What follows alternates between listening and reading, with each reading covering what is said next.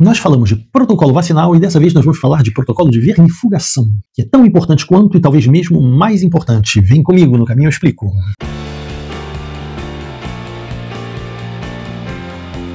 Olá pessoas, eu sou Maurício, veterinário no meu canal Amigo dos Bichos, e hoje nós vamos falar de vermifugação preventiva, muito importante e a realizar antes mesmo da vacinação, porque se a vacina ela é realizada para que o cachorro tenha defesas contra eventuais doenças que ele pode ou não encontrar, uma vermifugação deve ser realizada contra parasitas intestinais que com certeza ele já encontrou. E por que ele já encontrou? Um cliente poderia dizer, mas o meu cachorro não tem vermes, eu tomo cuidado, eu presto atenção, eu tiro mesmo os sapatos quando eu chego em casa depois de dar uma passeada. Então vamos lá. Você faz sempre o mesmo caminho para ir à padaria. Nesse mesmo caminho, algumas semanas antes, um cachorro de rua, que tem os parasitas intestinais em equilíbrio com ele mesmo, defecou, e essas fezes, com o sol, com o tempo, viraram poeira. Poeira sobre a qual você andou com os seus sapatos. Você foi à padaria, comprou o seu pão, voltou para casa, tirou os sapatos para entrar em casa, porque você não quer que o seu cachorro tenha problemas de vermes. E ao colocar a mão no seu sapato, você pegou um pouco da poeira na sua mão. E quando você fez o carinho na cara do cachorro, o cachorro lambeu a sua mão, ele se contaminou. A contaminação por parasitas intestinais pode acontecer o tempo todo e é quase impossível evitar isso. Aliás, os cães vivem em equilíbrio. Se o homem não existisse, eles viveriam em equilíbrio com esses parasitas intestinais. E evitar isso a 100% equivaleria a colocar o cachorro numa bolha de ar, e lá ele seria defendido contra tudo e contra todos, mas se um dia ele saísse dessa bolha, ele ia ser muito mais fraco por não ter defesa quase nenhuma contra esses diferentes micróbios que existem em todos os lugares. Agora eu estou falando para uma câmera que está a 1 metro de mim. Entre mim e essa câmera existem vários micróbios flutuando e não há nada a se fazer contra isso. A gente tem defesas naturais para isso. Então, o cachorro tem já as suas defesas contra esses parasitas, parasitas esses cuja função não é acabar com o seu cachorro. A função é entrar em equilíbrio com o seu cachorro e poder tirar o quinhão que ele precisa sem muito incomodar o cachorro. Então, todo parasita procura um equilíbrio com seu hóspede. E, evidentemente, nós estamos lá para evitar o máximo possível a presença desses parasitas. Essa é a razão da necessidade de vermifugação preventiva, que às vezes nem preventiva é, mas vermifugação preventiva com uma regularidade draconiana. Começa-se a vermifugar preventivamente um filhotinho antes mesmo do desmame. E um bom criador já terá vermifugado a mãe antes mesmo do cio. A migração de vermes pode ser transplacentária. E a migração de vermes da mãe para os filhotes pode ser através da amamentação também. São as pestinhas desses vermes. De quais vermes estamos falando? Os principais, os mais frequentes, são os Toxocara, os do gênero Toxocara, que são o equivalente às lombrigas do homem. Do gênero Ankylostoma. Os ankylostomos são vermes redondos, bem pequenos, de meio centímetro, difícil de vê-los, mas que fazem um estrago enorme a nível das paredes internas do intestino delgado.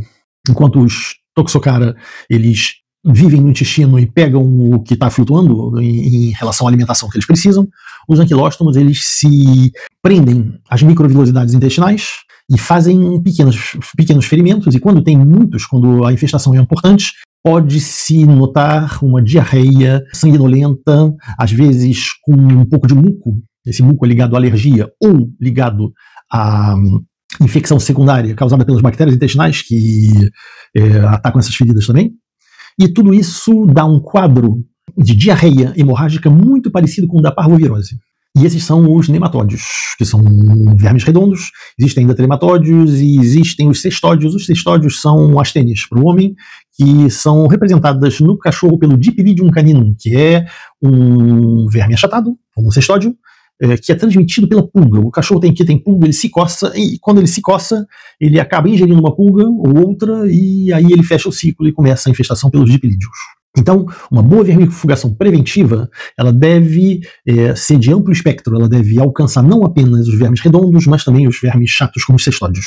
Pode-se mesmo completar, estamos ainda falando de parasitas intestinais, mas não estamos mais falando de vermes, estamos falando de organismos unicelulares, são as giardias. Giardia, isóspora e méria são todos da mesma família, todos mais ou menos com o mesmo ciclo, todos mais ou menos com o mesmo tratamento preventivo ou curativo e facilmente diagnosticáveis, até mesmo por exame direto no veterinário. O veterinário que está com o cachorrinho em cima da mesa, se ele pega um pouco de fezes e olha direto no microscópio, ele pode ver com um aumento de 100 vezes os vermes redondos e os cestódios mesmo a olho nu, e os unicelulares com um aumento de mais ou menos 400 vezes. Ele pode chegar a ver, ou se não, ele manda manda para o laboratório e, com métodos protocolares de potencialização, encontra sem dúvida alguma a presença de vermes quando eles estão lá. Negativo pode ser uma informação segura quando se manda ao laboratório. Exame direto negativo não quer dizer nada. Quer dizer simplesmente que nessa amostra o veterinário não foi capaz de ver alguma coisa. De qualquer forma, quando a gente fala de vermifugação preventiva, a gente faz preventivamente que o cachorro tenha ou não. E mal não faz. Os vermífugos ditos habituais, mebendazole, esses vermífugos que você encontra até mesmo em farmácia humana, tem uma dose de segurança que é muito boa. O cachorro não tem efeitos secundários, a não ser que ele fosse alérgico ao vermífugo, mas quando ele é alérgico a qualquer coisa, o problema é sempre o mesmo.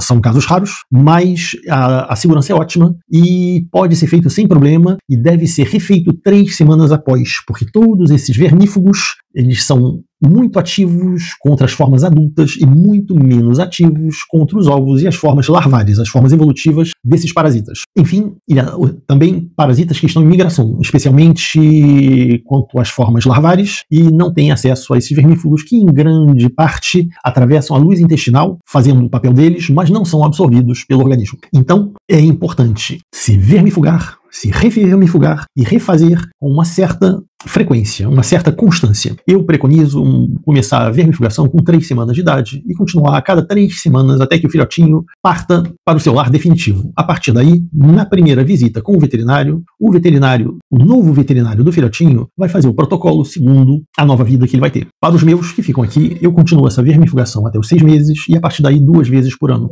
Importantíssimo que a mãe seja vermifugada antes do cio e a partir do nascimento dos filhotes, na 3ª semana, quando eu vermifugo os filhotes, eu vermifugo também a mãe, que é vermifugada, junto com os filhotes a cada vez que os filhotes são vermifugados. Afinal, ela se ocupa da limpeza do ninho e ela pode reingerir matéria fecal dos filhotes já com ovos de parasitas. Então é importante que tudo isso seja feito de uma forma intensa, frequente, constante, de forma a levar esses riscos a nível zero. Existe muita coisa ainda a falar sobre vermifugação, mas eu vou deixar isso para um outro vídeo. Hoje estamos falando de protocolo. E até breve, para um outro vídeo.